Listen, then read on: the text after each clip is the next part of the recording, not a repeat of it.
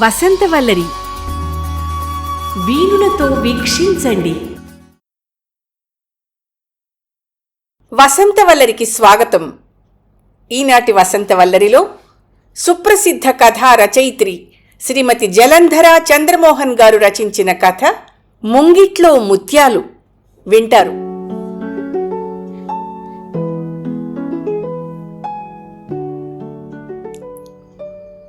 అక్షరాలు చదివే ఆడదంటే ఆయనకి ఇష్టం లేదు. ఆయన పేరు రామచంద్రయ్య, ఊరు కోనేటంపేట. ఆయన నీ మావగారు. కనబడితే నేను గుర్తుంటే నా నమస్కారాలని చెప్పమ్మా.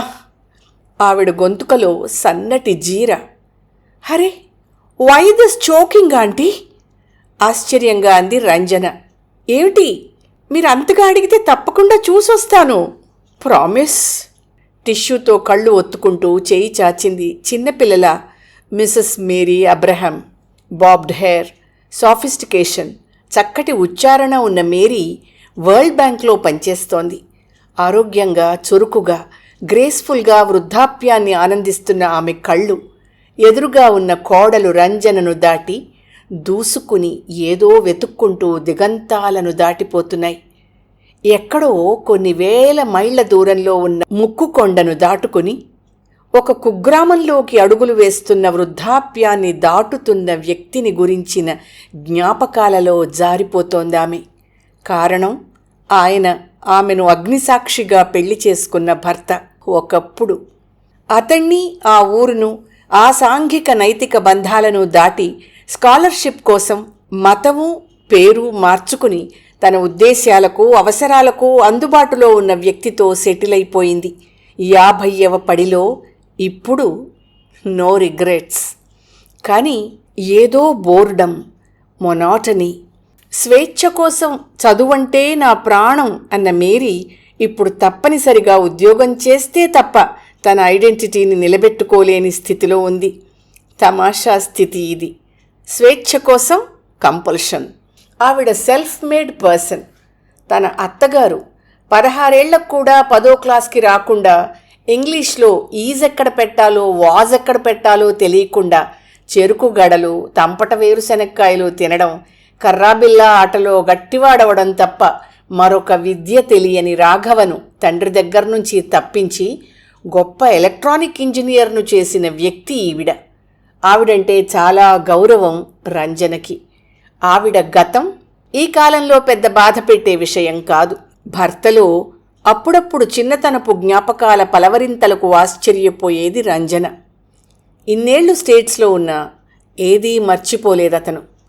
అదే ఆశ్చర్యం అనుకుంటే, తాము ఇండియా వెళ్తున్నామని తెలియగానే ఈవిడ ఈ రాక్ ఆఫ్ జిబ్రాల్టర్ వంటి వ్యక్తి కదిలిపోయి కన్నీరు కారుస్తూ కోరుతున్న కోరిక వినగానే అదిరిపోయింది రంజన.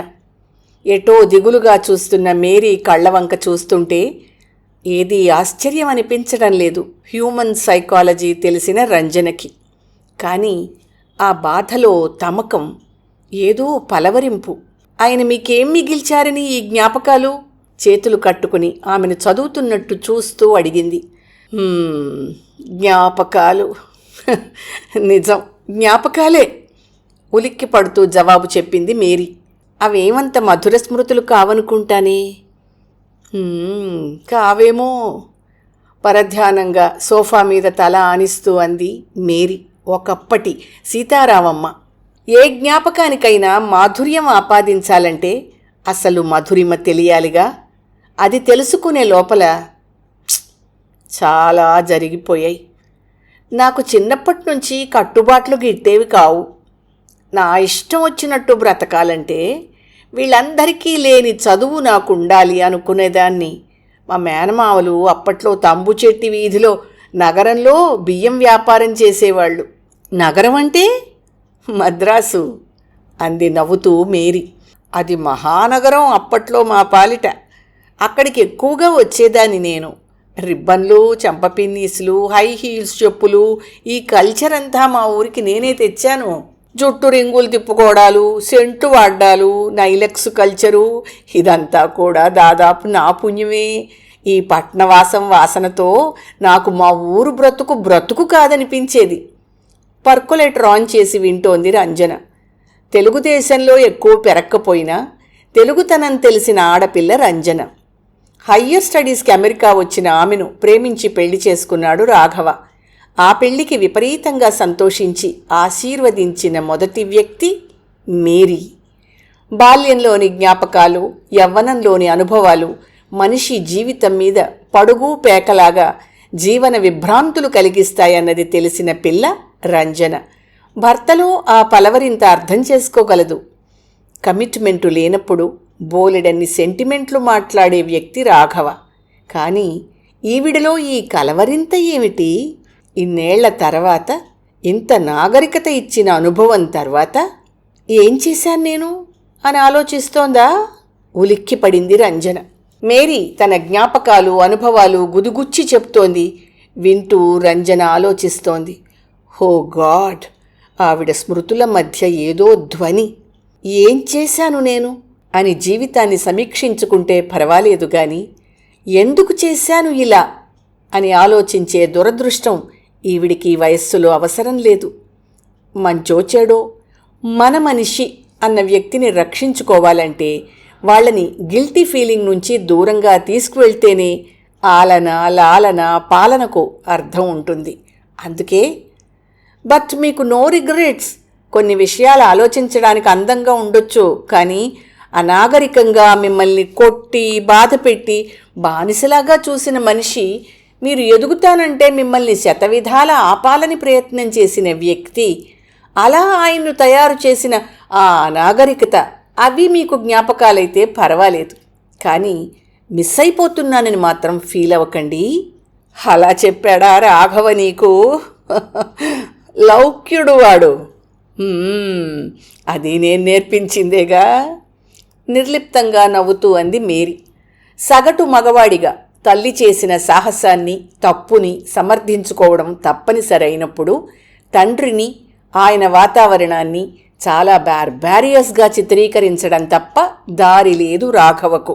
అమ్మా, ఎంత అమెరికాలో ఉన్నా మనం ఇండియన్స్. మన ఐడెంటిటీ పోదు. రాత్రి 10 దాకా తిరుగుళ్ళేమిటి, ఆ డేటింగ్లేమిటి నీ కూతురుకి అని సవితి చెల్లెల మీద జులుం చేసే రకం అతను. అందుకే తనకు నచ్చని విషయాల గురించి చెప్పాల్సి వచ్చినప్పుడు వేరే కోణం నుంచి చూసి సంతృప్తి పడగలడు. తల్లి లేచిపోయిన తర్వాత ఊరంతా తల్లిని దుమ్మెత్తి పోస్తున్నా, పిచ్చిది, దాన్నేమనకండి, తెలిస్తే నట్టింట్లో చిచ్చు పెట్టుకుంటుంది, ఎక్కడున్నా సుఖంగా బతికిపోనివ్వండి అనే తండ్రి గురించి పొరపాటును కూడా బయటకు చెప్పడు రాఘవ. ఆయన దొడ్డంతా తిరిగి కండువాలో మల్లెలు, పారిజాతాలు కోసుకొచ్చి, పారిజాతాలు దేవుడికి పెట్టు, మల్లె పువ్వులు నువ్వు పెట్టుకో అని బంగారంలా తోమిన పూజాపాత్రలో పోస్తే నాకేం అక్కర్లేదు అని హఠంగా ఎడంకాలతో తన్నినప్పుడు తన అహాన్ని, పసితనాన్ని ఈడ్చి చెంపదెబ్బ కొట్టాడు. నిజమే. కానీ ఆ తర్వాత బ్రతిమాలి చీర కొని పెట్టాడు, సినిమాకు తీసుకెళ్ళాడు. 11వ ఏటే పెళ్ళైన తన పసితనపు ముద్దు ఎంత చెల్లించాడని. ఏదో కావాలని ఏడ్చి రాగాలు పెట్టిన తనని ఎవరూ చూడకుండా మల్లెపందిరి కింద గుండెల మీద పడుకోబెట్టుకుని జోకొట్టాడాయన. మరివన్నీ ఎవరికి అర్థమవుతాయి? పాంజేబు పట్టాలు పెట్టి ఆ పాదాలని పదే పదే తమకంగా చూస్తూ ముద్దు పెట్టుకున్న అతణ్ణి, ఆ చూపులో ఊపును, ఉప్పెనను ఎలా వర్ణించగలదు? ఈనాడు కాస్ట్లీ విస్కీని కట్ గ్లాస్లో తన ఖరీదైన కార్పెట్ మీద విసిరేసి అబ్రహం విసిగించి అల్లరి పెడుతుంటే ఆఫీస్లో టెన్షన్ పాపం అని సరిపెట్టుకుని బ్రతుకుతోంది. ఇవన్నీ ఈ రంజనకి, తన స్నేహితురాలు, కూతురు, కోడలు అయిన ఈ పిల్లకి ఎంతని చెప్పగలదు? మెల్లిగా పర్సులో కవర్ తీసి ఇచ్చింది రంజనికి.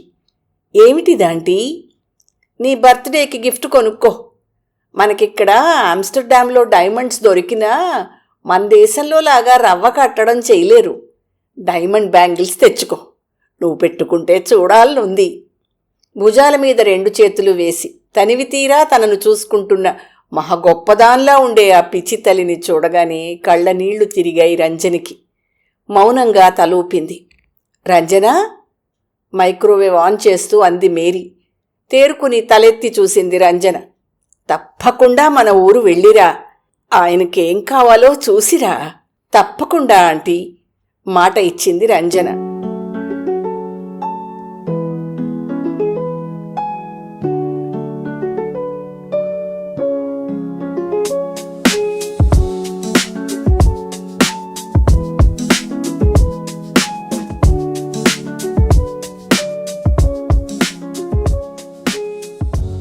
కొడుకు కోడలు అమెరికా నుంచి వచ్చారని, కారు పంపించారని తప్పనిసరిగా వచ్చాడు రామచంద్రయ్య.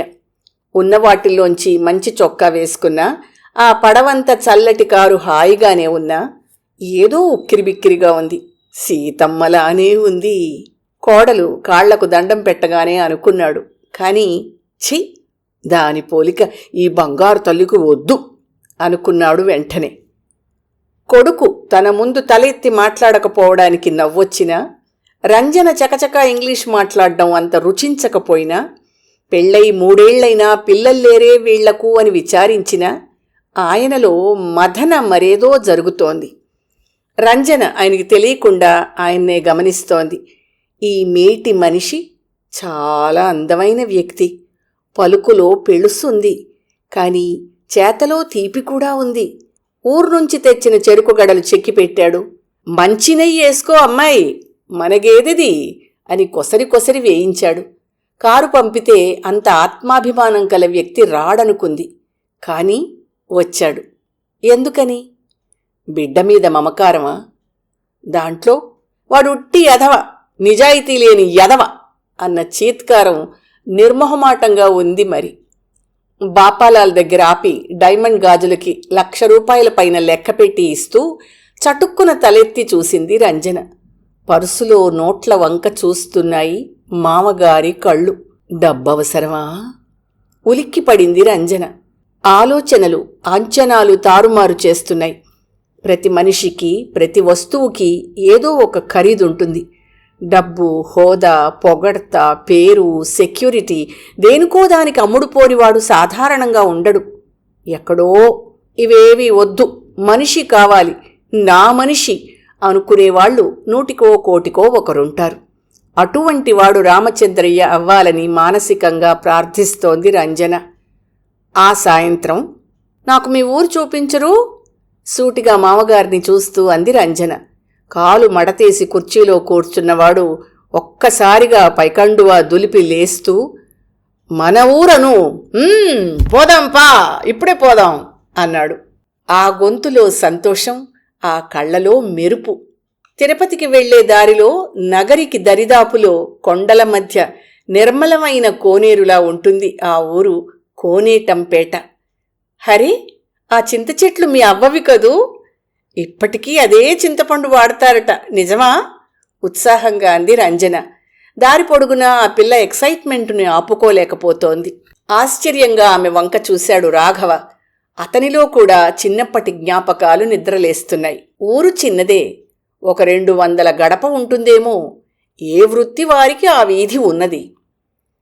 ఊరంతా రామచంద్రయ్య గారు కొడుకు కోడలు వచ్చారంట అని విరగబడిపోయారు జనం. కారు చుట్టూ చేరారు. ఏ పిల్ల, మీది అమెరికా అంటగా? ఆ ముగ్గు మాసింది అక్కడే ఉందే? అదే మీ అత్త సీతారామమ్మ. నా మాన కోడలేను, అది కులాసాగా ఉందా? పసిడి బొమ్మలా ఉండేది, పోయే కాలం వచ్చింది. పారెడు జుట్టు, గుళ్ళో అమ్మవారిలా ఉండేది. బిత్తరపోయి చూసింది రంజన ఆ పళ్ళు లేని అవ్వని. గభాల్న ఆవిడ కర్ర జారిపోతుంటే అందించింది. కర్ర జారితే పర్వాలేదులే, తట్టుకోగలం. కాలు జారితేనే కష్టం. పోయేటప్పుడోసారి ఇంటికి వచ్చిపో, పసుపు కుంకుమ పెట్టి పంపిస్తాను. ఓరి రామచంద్రయ్యోయ్, కోడల్ని పంపబోయ్. ఏమిటా జాతర, అమ్మోరి కొలువులా? జరగండ. కర్రతో వదిలించి జనాన్ని చీల్చుకుని వెళ్ళిపోయింది అవ్వ. కొబ్బరి నీళ్లు, మజ్జిగ తేట, కమ్మటి కాఫీ అడిగే పనిలేదు రంజనకు. ఎవరిస్తే వద్దంటే ఎవరు బాధపడతారోనన్న భయం. అందరి కళ్లలో నవ్వు, ఆనందం. ఈ ఊరంతా మంచివాళ్లేనా అన్నట్టు చూస్తోందామె. ఎన్నో అడుగుతున్నారు, ఏదేదో చెప్తున్నారు. ఇంట్లో ముసలమ్మలు వంట ప్రయత్నం చేస్తున్నారు. పడకుర్చీలో కూర్చుని గౌరవంగా ఎదురుగా నిలబడి ఉన్న జనానికి కొడుకు ఉద్యోగం గురించి చెప్తున్నాడు రామచంద్రయ్య. వద్దన్నా ఆ గొంతులో గర్వం. కొడుకుతో పాటు కోడలు ఉద్యోగం చేస్తోంది. ఆ విషయం చెప్పడం నామర్ద ఆయనకి. అర్థమై నవ్వుకుంది రంజన. ఇల్లంతా తిరిగి చూసింది. అక్కడక్కడ క్రాక్లిచ్చింది. వెనకాల వంటకి గుండ్రంగా చాలా ఆర్టిస్టిక్గా కట్టిన చిన్న గది. దొడ్లో అక్కడక్కడ యాంటిక్ పీసెస్ లాంటి గంగాళాలు దొర్లించున్నాయి. వెనకాల మందారాలు, పారిజాతాలు, గుబురు సంపెంగ కాబోలు. నూతిగట్టును కూర్చుని ఊరివారి కబుర్లు వింటోంది. గోడమీద గంగానమ్మ కొలువుకు రాసిన పసుపు చందమామ, ఎరుపు కళ్యాణం బొట్టు. ఇదిగో ఏడే మీ అత్తగారు మజ్జిగ చేసేది, మంచి చెయ్యి ఆమెది, ఎంత వెన్నపడేదో. ఇదిగో ఈ గట్టు మీద తలార పెట్టుకుంటూ తిరిగేది. బారుడు జుట్టమ్మా. వాళ్ళత్త వైనంగా చిక్కు తీసి సాంబ్రాణి పొగేసి దిష్టి తగులుద్దని కొండెసిగ చుట్టేది. ఎంత ముద్దుగా చూసేవారా ఈ అమ్మను? ఎప్పుడైనా కనబడుతుందమ్మా? 30 ఏళ్లు గడిచినా ఈ జ్ఞాపకాలు ఆమెకు సొంతమేనా? ఇదిగో ఈ మల్లెంటూ ఆమె పుట్టింటి నుంచి తెచ్చుకుంది. ఎన్ని చామంతులుండేవో. ఉన్నన్నాళ్ళు ఇల్లు నందనవనం చేసేది. తులసికోట వంక చూస్తూ ఆలోచిస్తోంది రంజన. జరిగిన కాలం నాటి నిశ్శబ్ద చిత్రాలు ఆమెకు అర్థం కాని చాలా విషయాలు చెప్తున్నాయి. మా ఇంటికి రా అమ్మా, శుక్రవారం పొద్దు పసుపు కుంకుమ తీసుకుని పోదువో, నవ్వుతూ పిలిచింది ఒక పెద్దింటి ఇల్లాలు. అలా అలా అంచెలంచెలుగా ఇళ్ళు బజార్లు చూస్తోంది రంజన. ఇదిగో ఈ గుళ్ళో దీపం ఎప్పుడూ కొండెక్కనివ్వరు తెలుసా? మా వినాయకుడి గుడి, మొక్కుకో, ఇక్కడ పండంటి బిడ్డ పుడతాడు. చల్లటి మాట, ఎర్రటి చీర, తెల్లటి పళ్ళు, కాటుక కళ్ళు. ఎవరా అని వెనక్కు తిరిగి ప్రశ్నార్థకంగా చూసింది రంజన. ఓయ్ భక్తుల జీలమ్మరోయ్, ఏమమ్మో కోడల్ని చూడ్డానికి వచ్చావా అయితే? ఎవరో పరిహాసంగా అన్నారు. ఆ యాసలో ఏదో మ్యూజిక్ హమ్మింగ్, వెనుకటి జన్మల జ్ఞాపకాలు లాంటి ఏదో తీపి తేరుకుని ఆవిడ్ని చూసింది. ఈవిడకు తనే రకంగా కోడలు? చిన్న చిన్న వీధులు దాటుతున్నారు వాళ్ళు. ఆ వీధి చూపించావు అక్క, మా వీధికి తీసుకురా. ఒకరినొకరు ప్రశ్నించుకుంటూ తీసుకెళ్తున్నారు. గట్టిగా 10 అడుగులు కూడా లేనిది వీధి. నవ్వుకుంది రంజన. ఎవరిదో ఇల్లు పడగొట్టి కడుతున్నారులా ఉంది. గొప్ప గొప్ప కళాఖండాలు చెక్కిన దూలాలు ఉసూర్మని పడున్నాయి. మా బిడ్డకు పట్నం వాసన వంట పట్టిందిలే వదినా. ఆడంతేను, మనశ్శాంతిగా బతకడు. బంగారం లాంటి ఇల్లు పగలగొట్టి ఆడంబరంగా కడతాడంట. కొత్త చీర, రవికల గుడ్డ పెడుతూ మొత్తుకుంది మునిరంగమ్మ. ఇదిగో ఇక్కడే ఈ గుడి ముంగిట్లోనే మీ మాంగారి చెల్లెల్ని గవాళ్ళ తాళిగట్టి పెళ్లి చేసుకున్నాడు పెద్దలు వద్దన్న అయ్యవారు. అప్పుడేమైందో తెలుసా? తలంబ్రాలు లేకపోతే తప్పుగా తోసి ముత్యాల సారాలు తెంపిపోసింది మీ ముత్తవ్వ. తానచ్చిన వాడిని ఎన్నుకుంది, తప్పే ఉంది అని తండ్రికి ఎదురు తిరిగి రామచంద్రయ్య బలవంతంగా ఇద్దరినీ గృహప్రవేశం చేయించాడు. అప్పుడు మీ ముంగిటి నిండా ముత్యాలే. పకపక నవ్వుతూ ఒకరి మాటలో ఒకరు కలుపుతూ కల్లా కపటం లేకుండా చెప్తున్నారు ఇల్లాళ్ళు. ముంగిటి నిండా ముత్యాలు. ఏం ఊరిది? నిజమే, పచ్చిపేడ, ఎర్రమన్నుతో తాపీ పనివాడంత అనుభవంతో అలికిన అరుగులు. అలా అలికితే దోమ ఈగ రావట. ముంగిట్లో ఎర్రమన్ను గీతల మధ్య ముగ్గులన్నీ ముత్యాల్లాగానే ఉన్నాయి రంజనకి. ఆ ముగ్గులు, ఆ శుభ్రత, ఆ ఊరి స్త్రీధనం. ప్రతి ఇంట్లో విచిత్రంగా గోడకు చెక్క కొట్టి దేవుళ్లను అమరుస్తారు. పసుపు, కుంకుమ, రంగవల్లులు, పంచముగ్గులు, ఎర్రనీటిలో మెరిసిపోయే జంట దీపాలు, సన్నికల్లు మీద సైకతలింగం పెట్టి తెల్లవారుజామున లేచి వ్రతం చేస్తారు ఆడవాళ్లు. శుభ్రత, శుచి, భక్తి, శ్రద్ధ.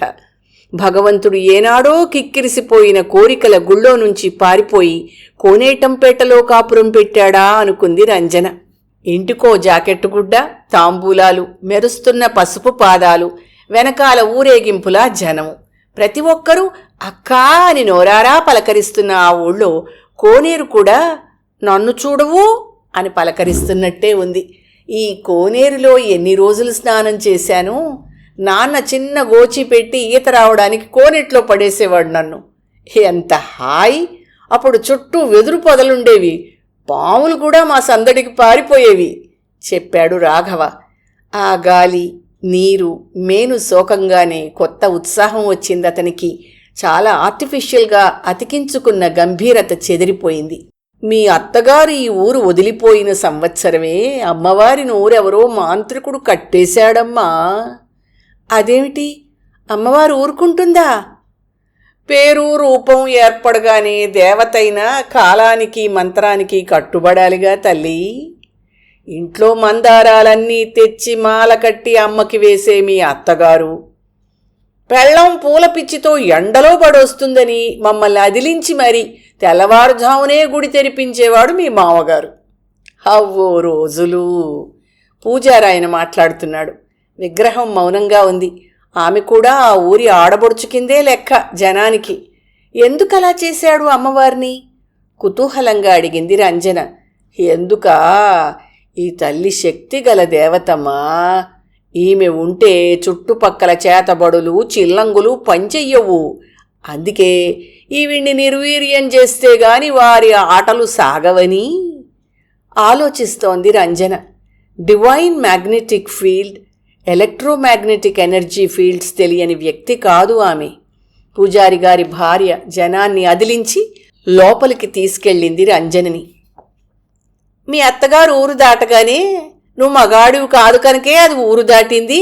అసలు ఆ కొడుకు మాత్రం నీకే అని జనం అడ్డగోలుగా మాట్లాడారని ఛాలెంజ్గా ఈ బత్తుల జాలమ్మను చేరదీశాడు మీ మామగారు. హాయమ్మ ఆయన్నే నమ్ముకుంది. ఆయన మీ అత్తగారిని మర్చిపోలేదేనాడూను. ఆ ఇంట్లో జ్ఞాపకాలన్నీ ఆవిడవే. అన్నీ వింటూ ఆలోచిస్తోంది రంజన. మాటల్లో పెట్టి ఊరివారి నుంచి చాలా వివరాలు సేకరించింది. డ్రైనేజ్ లేకపోయినా మరుగుదొడ్డు ఊరికి దూరం కనుక ఊళ్ళో ఇన్ఫెక్షన్ లేదు. శుచి, శుభ్రత, ఆచారం పేరుతో అక్కడ అలవాటుగా బ్రతికి ఉన్నాయి. చిన్న స్కూలు. ఎవరో మహానుభావుడు మంచినీటి బావికి మోటారు పెట్టించి ఊరికి ఉపకారం చేశాడు. పట్నం వాసన పల్లెటూరు దగ్గరే ఆగిపోయింది. పసిపిల్లల ఊరేగింపుగా తిరిగింది రంజన ఊరంతా. తిరిగి ఇంటికొచ్చేటప్పటికి తలెత్తి చూసింది. వాకిట్లో చేతులు కట్టుకుని చూరు కింద నుంచి ఆమెనే చూస్తున్నాడు మామగారు. ఆమె చూడగానే చటుక్కున తల తిప్పి, సుబ్బక్క, కోడలికి ఎర్రనీళ్లు దిష్టి తీసిపోయి అని పైకొంగు దులుపుకొని రోడ్డెక్కాడు. ఆ చూపులో నిలుపు, ఆశీర్వచనం, ఆప్యాయత, గుర్తింపు. కళ్ళు చెమర్చాయి రంజనకు. వాకిట సింహద్వారాన్ని వస్తున్నప్పుడు హడావిడిలో గమనించలేదు. శ్రీరామజననం నుంచి పట్టాభిషేకం దాకా చెక్కి ఉంది. శాన్ఫ్రాన్సిస్కోలో తమ ఇంట్లో $1000 కొన్న యాంటిక్ గుర్తుకొచ్చింది. అసలు ఈ ఊరు, ఈ ఇల్లు, ఈ మనుష్యులు అంతా యాంటిక్ పీసెస్. ఆ దేశంలో కేవలం 50-60 ఏళ్ల నాటి కల్చర్ ప్రిజర్వ్ చేయడానికి అంతగా అవస్థపడతారు. మరి ఈ ఊరు చరిత్ర ఎంత రాఘవా? అంది భర్తతో. అన్నం తింటూ తలెత్తి చూశాడు మామగారు. ఆ కళ్లలో మెరుపు, సన్నటి నవ్వులో గుర్తింపు. గోడ కానుకుని దూరంగా కూర్చున్న రంజనకు ఈ అనుభవం అంతా తమాషాగా ఉంది. అమ్మవారి కొలుపులెత్తాలని, పుష్పగిరి స్వాముల్ని పిలిచి తిరిగి ప్రాణప్రతిష్ఠ చేయించాలని అయ్యకు ఆశమ్మ. ఊరందరికీ అన్నదానం చెయ్యాలిట. 10,000 ఖర్చు. పంటలు సరిగ్గా లేవు. ఊరి మీద మమకారంతో ఏ ఊరి సంపాదనకు ఆశపడలేదు. తృప్తి పడ్డాడు. ఇక్కడే బ్రతికాడు. ఆ మా తల్లిని ఒక్క గడియ కూడా మర్చిపోలేదమ్మా. బత్తుల జాలమ్మ చెప్తోంది. మెల్లిగా ఒడి విప్పి, అమ్మోయ్, పట్నం పిల్లవి, అమెరికా దానివి, వేసుకుంటావో లేదో కానీ కులం ఒప్పుకోకపోయినా కోడలివే నాకు. వేసుకుంటావా తల్లి అంది. ఏమిటి? ఇంతింత కళ్ళతో అడిగింది రంజన.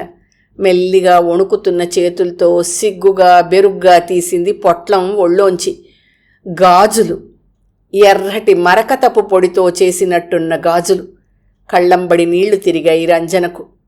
అత్తగారు కొనుక్కోమన్న డైమండ్ గాజుల పక్కనే తొడుక్కుంది ఎర్రటి గాజులు. చెయ్యి 10 సార్లు గలగలలాడించి చూసుకుంది. చటుక్కున చేతులు ముద్దు పెట్టుకుని మెటికలు విరిచి దిష్టి తీసింది బత్తుల జాలమ్మ. ఆమె కళ్ళలో తృప్తి, పెదవిలో వణుకు. తనను నేను యాక్సెప్ట్ చేశానన్న తృప్తా ఇది? ఆఖరికి మనిషికి ఏం కావాలి? ఆ కాస్త తను అన్న గుర్తింపా? మరోసారి ఆలోచిస్తూ ఇల్లంతా తిరిగింది రంజన. అన్ని లక్షల మైళ్ల దూరంలో ఉన్న అత్తగారి పలవరింపు ఆ ఇంట్లో ప్రతి అణువులోనూ ప్రతిధ్వనిస్తోంది. అందుకే ఆంటీ అంత తలుచుకునేవారు అనుకుంది. గట్టిగా బిగించి వేసిన జడ, పువ్వుల ముడుపు, వెనుక అద్దం, పెద్ద బొట్టు, నిష్కల్మషంగా నవ్వుతున్న కళ్ళు, కాళ్ల కడియాలు, పాంజేబు పట్టాలు, ఇవన్నీ అలంకరించిన చాలా పెద్ద సైజున్న అత్తగారి ఫోటో ఉంది పూజ గదిలో యువతలి గోడకి. అడుగున వంకర టింకర అక్షరాలతో కుంకుమ రంగుతో నా సీతారామమ్మ అని రాసుంది. కళ్ళనీళ్లు తిరిగాయి రంజనకు. Mary Abraham World Bank employee, చాలా ధనవంతురాలు. ఏం పోగొట్టుకున్నానని తన 50వ ఏట పలవరిస్తోందో అర్థమైంది రంజనకి. ఒక 50,000 మామగారి పేర బ్యాంకులోకి ట్రాన్స్ఫర్ చేయించు రాఘవ. పక్కన 2 ఎకరాల పొలం మన పొలానికి కలిసేది బేరానికి వచ్చిందిట. ఆయన పేర రిజిస్టర్ చేయించు, ఇల్లు కూలిపోతోంది. బాగు చేయించి అమ్మవారికి కొలుపులు ఎత్తడానికి సరే అను రాఘవ. భర్తతో మెల్లిగా మాటలు పేర్చి చెప్తోంది రంజన. చాచా, ఎందుకు వేస్ట్? నువ్వు కూడా ఏమిటి రంజన? ఈ కూలిపోయే ఇల్లు ఇంకెలా బాగు చేయిస్తారు? మద్రాసులో ఫ్లాట్ కొని పెడదాం కావాలంటే. చచ్చా, ఈ పని శుద్ధ వేస్ట్. వేస్ట్ ఆ పదానికి అర్థమేమిటో తెలుసా మనకి? ఇండియా నుంచి గ్రానైట్ తెప్పించుకుని అక్కడ ఇల్లు కట్టించావు. అక్కడ నీకు మీ అమ్మగారి జ్ఞాపకాలున్నాయా? చిన్నప్పటి కలలున్నాయా? మీ నాన్న తాలూకు వ్యక్తిత్వపు నీడలున్నాయా? అవి ఎంత ఖరీదు? ఎవరో ఊళ్ళో వాళ్ళు చూడ్డానికి మెచ్చుకోవడానికి బ్రతికాం ఇన్నాళ్ళూను. అంటే అర్థం కానట్టన్నాడు రాఘవ. ఇదిగో, ఈ చేతి గాజుల ఖరీదు దాదాపు 1,00,000 రూపాయలు దాటింది. ఇది ఒట్టి అలంకారం, స్టేటస్ సింబల్. కానీ అందులో 10,000, జస్ట్ 10,000 ఈ కూలిపోతున్న జ్ఞాపకాల తీయదనాన్ని నిలబెట్టగలదు. నాన్నకు కావాల్సింది ఇవ్వగలదు. సరే, నీ ఇష్టం. పొలం కొనడం, ఇల్లు రిపేర్ చేయించడం నాకొక లెక్క కాదు రంజన. కానీ అమ్మవారి కొలుపులని, అన్నదానాలు చేయించడం అని వేస్ట్ చెయ్యొద్దను. అర్థమైందా? ఎటో చూస్తూ అన్నాడు రాఘవ. అతను ఎంత లౌక్యుడైపోయాడంటే అతని మంచి ఆలోచనకి కూడా మరొకరి సపోర్టు కోరుకునేటంతటి బలహీనుడైపోయాడు. ఇతడు బ్రతికేది ప్రాక్టికల్ మనుష్యులుండే అమెరికా కాబట్టి సరిపోయింది. ఇటువంటి వాతావరణంలో వందిమాగధుల మాట విని ఎన్ని వంకరదారులు తొక్కేవాడో కదా అనుకుంది రంజన. ఇవన్నీ అక్కడ గమనించలేకపోయినా ఇవాళ నిజాయితీ వర్షిస్తున్న ఈ వాతావరణంలో స్పష్టంగా తెలుస్తోంది ఆమెకు. నవ్వొచ్చింది. మనమెవరూ వద్దనడానికి? దేవతకు, ఈ ఊరికి, మన కుటుంబానికి ఉండే అనుబంధానికి మన డొనేషన్ ఇది, అంతే. ఊరు దాటిపోయిన దేవత తిరిగి ఎలాగూ రాలేదు. ఈ అమ్మవారికైనా ప్రాణప్రతిష్ఠ జరగనివ్వు. అత్తగారి ఫోటో చూస్తూ భోరుమంది రంజన. హే రంజన, ఏయ్, ఎందుకంత సెంటిమెంటల్ అయిపోతున్నావు? ఏమైంది నీకు? దగ్గరగా వచ్చి కుదుపుతూ అన్నాడు రాఘవ. తల్లి ఫోటో పక్కన చిన్నప్పుడు నల్లపూసలు, మామిడి పిందెలు, సిగ్గుపిళ్ళ మొలతాడుతూ ఉన్న ఓ చిన్న బాబు ఫోటో ఉంది, రాఘవది. ఆ పక్కన శుభ్రంగా తుడిచిన ఉయ్యాల ఉంది. అది అతను పసితనంలో ఊగిన ఉయ్యాల. ఏమిస్తే మనకి జ్ఞాపకాలు దొరుకుతాయి? ఆ ప్రపంచంలో ఎవరు మన నుంచి ఏమీ ఆశించకుండా కేవలం మన జ్ఞాపకాలతో బతికేది ఎవరు? ఈ జన్మలో లౌక్య ప్రపంచంలో మగవాడికి ఆడవాళ్ల గుండెల్లో ఉప్పెనలు అర్థం కావు రాఘవ. అందుకే మాకు చాలా అర్థమవుతాయి. కన్నీళ్లు తుడుచుకుంటూ అంది రంజన. ఆయనకి తప్పకుండా ఏం కావాలో చూసిరా ప్లీజ్.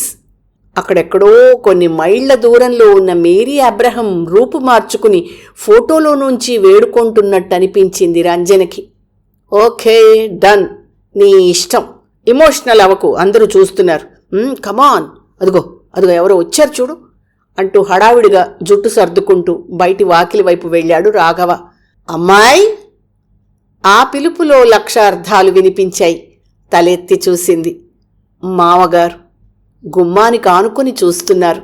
అక్షరాలంటే నాకు అసహ్యం, చదువిచ్చిన నాగరికతే నా భార్యను నాకు దూరం చేసింది అని నేను భ్రమపడేవాణ్ణి. అందుకే నీ మొగుణ్ణి కూడా చదివించలేదమ్మా. కానీ ఇప్పుడు అర్థమైంది. నువ్వు నిజంగా చదువుకున్నదానివి తల్లి, చిన్నదానివి, నా బిడ్డవు. నీకు నమస్కరించాలనిపిస్తోంది, కానీ చెయ్యను తల్లి, ఆయుక్షీణం. గావంసాతో కళ్ళు ఒత్తుకుంటున్నాడు.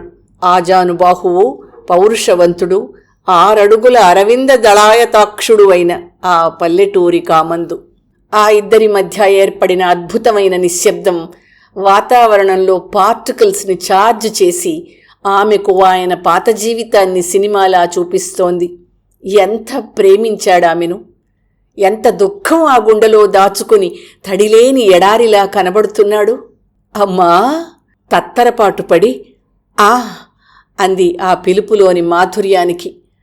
సీతారామమ్మ బావుందా? ఒక్కసారిగా ఏదో కరడుగట్టిన స్తబ్దత, గుండెల్లో గూడు కట్టుకున్న నిరాశ పటేలున పేలిపోయినట్టయింది. తత్తరపాటుతో మీకు నమస్కారాలు చెప్పమన్నారు. వంగి ఆయన కాళ్లకు నమస్కరిస్తూ అంది రంజన. ఆయన కన్నీరు, ఆమె కన్నీరు జాలువారి మనసు ముంగిట్లో ముత్యాలుగా ఆ ఇంటి జ్ఞాపకాలై నిలిచిపోతాయా? ఏమో, కాలమే చెప్పాలి మరి.